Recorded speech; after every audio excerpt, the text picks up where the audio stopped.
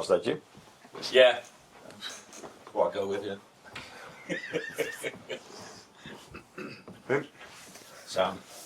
First of all, Arne, any timescale on Jeremy Frimpong? What's the extent of his injury?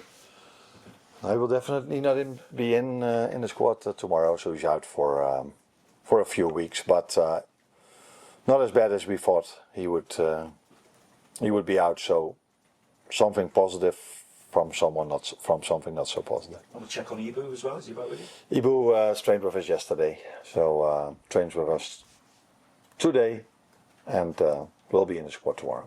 Obviously, there's been a lot of talk around potential incomings, or you trying to add to your squad in this window. So probably for the last time this month, what chance do you see of bringing in a long-term target in this transfer window? You promised me you're not going to ask it post-match meeting.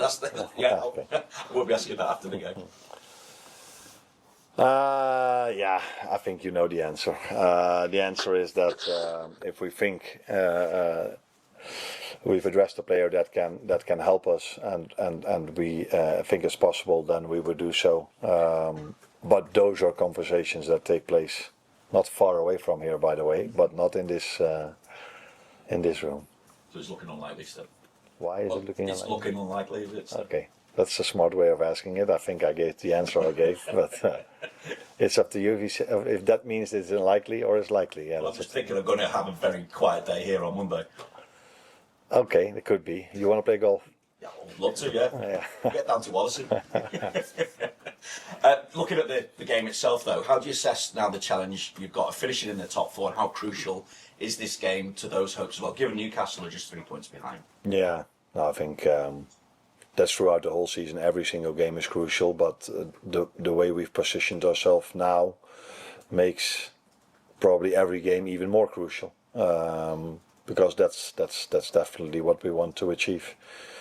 So then it is a crucial game, as the next one is a crucial one, as the next one is a crucial one as well. And we've experienced how tough it is to play against Newcastle in the 1.5 year I'm here now.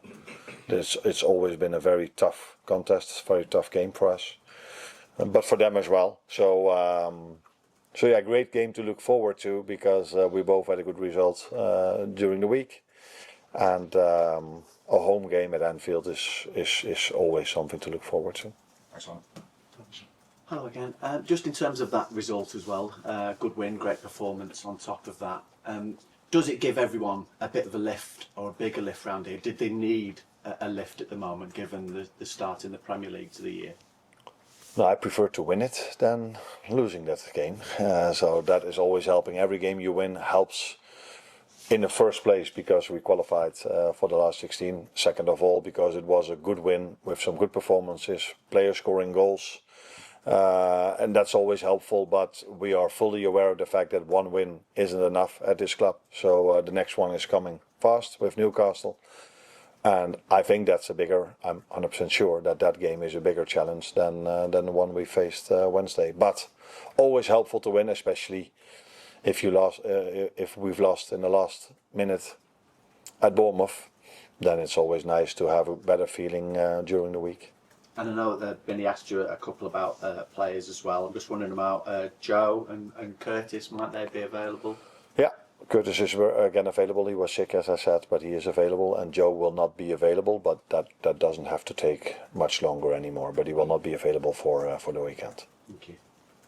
Thank you. Hi, Arne. Mo Salah got his first goal in 9 Liverpool games last time out. I just wonder if you think he's in a good position to rediscover some of his best form like we saw last season.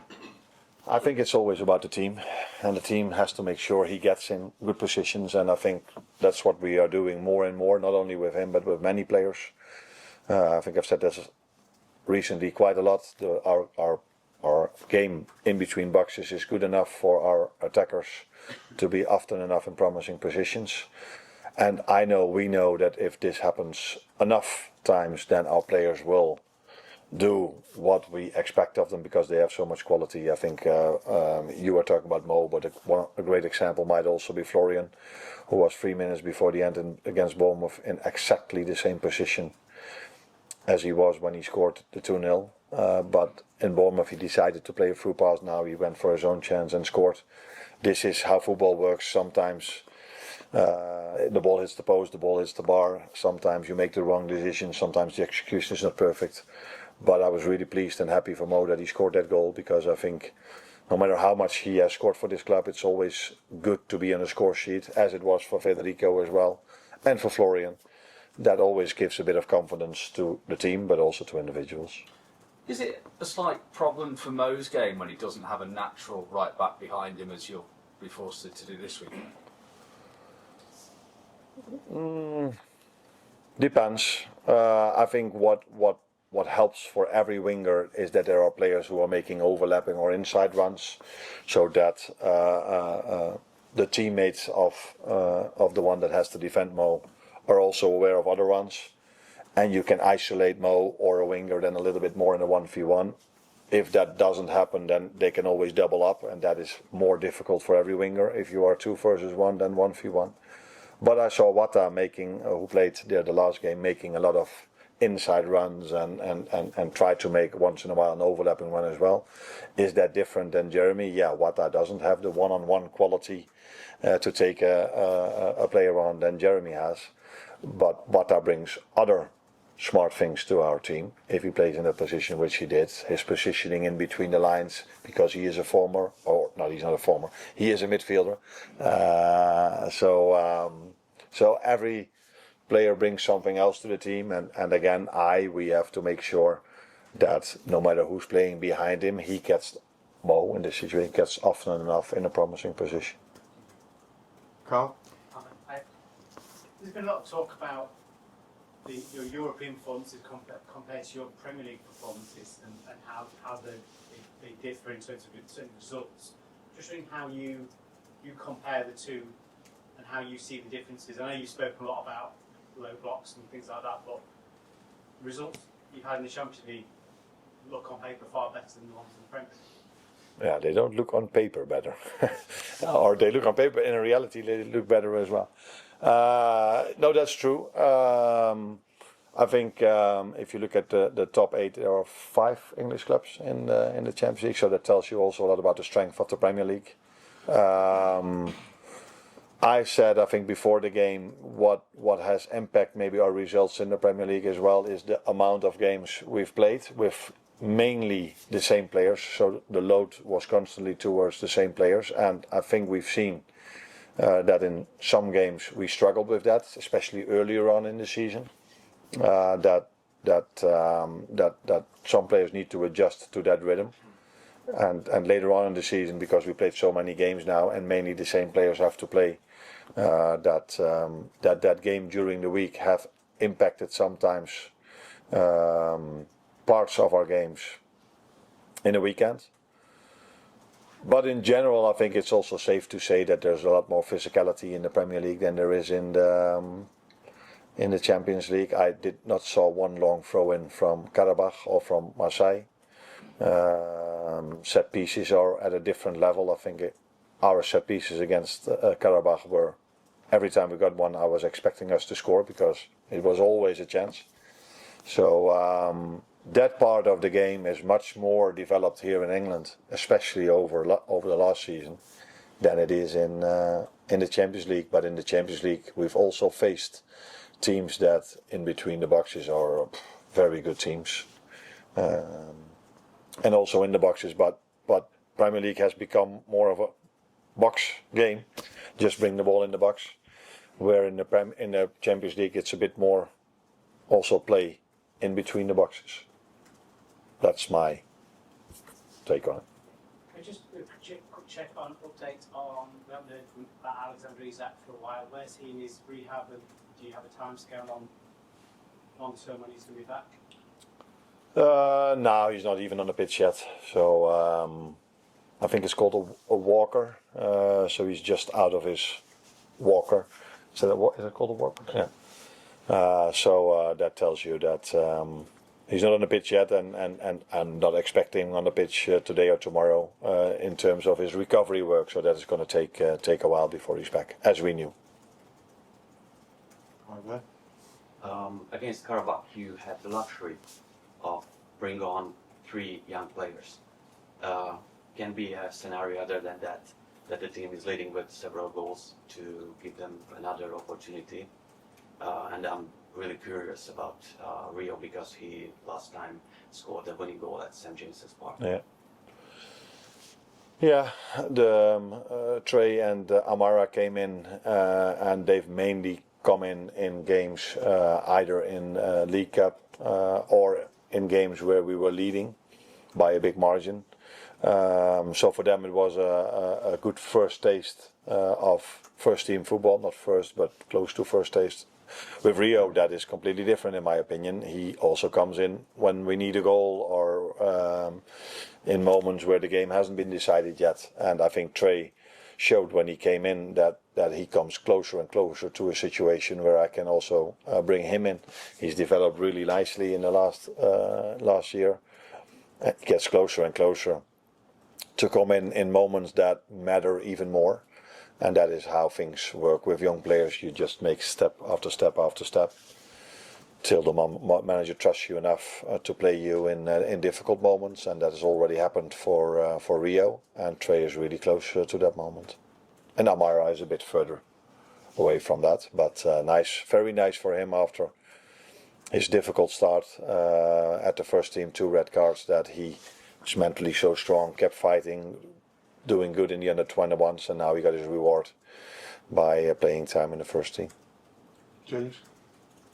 Arne, how do you see that battle for Champions League qualification now? You're only 2 points behind United in 4th, but you're only 3 ahead, I think, of 10th or 11th. It's very congested. You don't feel that this is absolutely pivotal now in this period?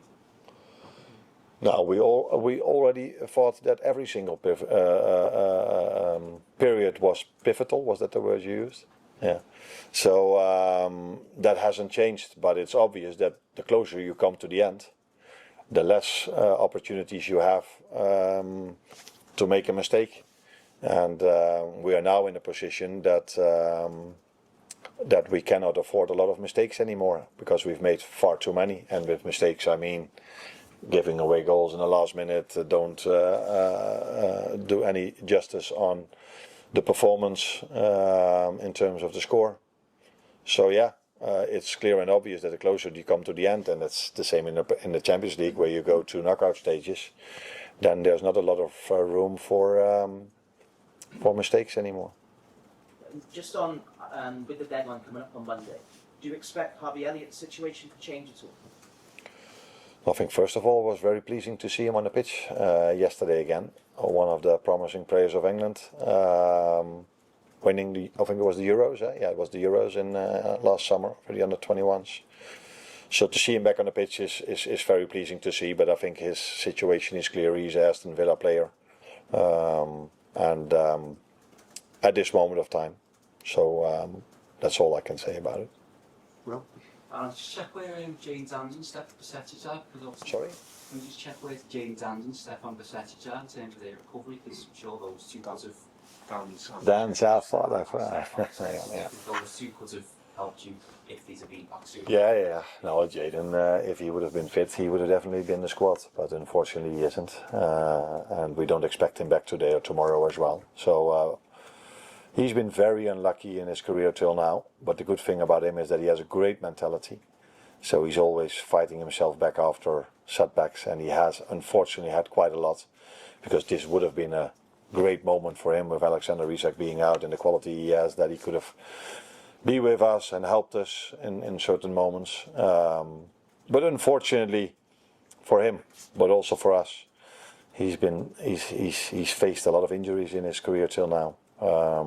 But the good thing about him is that he will fight back and come back, and the world will get to know him the moment he's fit again. Bajcetic, sorry. Stefan Bajcetic. Oh, Stefan, okay. He's not training yet, so he constantly gets close to the team, and then he has a little setback, and then he comes close to the team, has a little setback. So we're hoping and expecting to have him very soon again. But at that moment of time, he trains with us again. Then he's been out for 6, 7, 8 months, no first team training. So as much as I like to have him back, we have to manage the expectations with him as well. My last one. Hi, Arne. We talk about having to have a makeshift right back again for this game, and although it sounds like that Joe maybe has a chance for the next game, I wonder how much stock do you put in the idea of continuity when you're trying to decide who has that job? Because I think against Bournemouth there were 5 different versions of the back four during that game, which is probably not going to help when it comes to kind of structure and concentration, particularly when you end up conceding late goals. So I wonder if trying to build up that chemistry between a certain version of the back four is coming into your mind. I immediately thought 5, that's a lot. But usually when it comes to stats, you're right. So I have to assume you're right now as well. In general, you are right, by the way, not only in stats. I think I've showed last season that one of the things I like is consistency and playing as much as I can with the same players. That is what I've done at all my clubs every single time, which I've showed to England last season. Unfortunately, for all the obvious reasons, which I'm not going to go into again because people get so bored if I do this every time, I haven't been able to play with many times with either the same lineup or the same lineup. Even within games, I have to make, sometimes think I need to make so many substitutions. So that's far from ideal, I can tell you that. But we accept the situation as it is and we make the best out of it. That's why I have so much respect for the players that no matter how many setbacks we have, no matter how many times we concede a goal in the last minute, if the next game arrives, they from the start they're immediately there to give everything they have, and that has not always been enough to win as many games as we are used to of Liverpool. That's also clear, but that is 99 out of 100 times not due to effort from my players. Thank you, everyone. Thanks, Noel.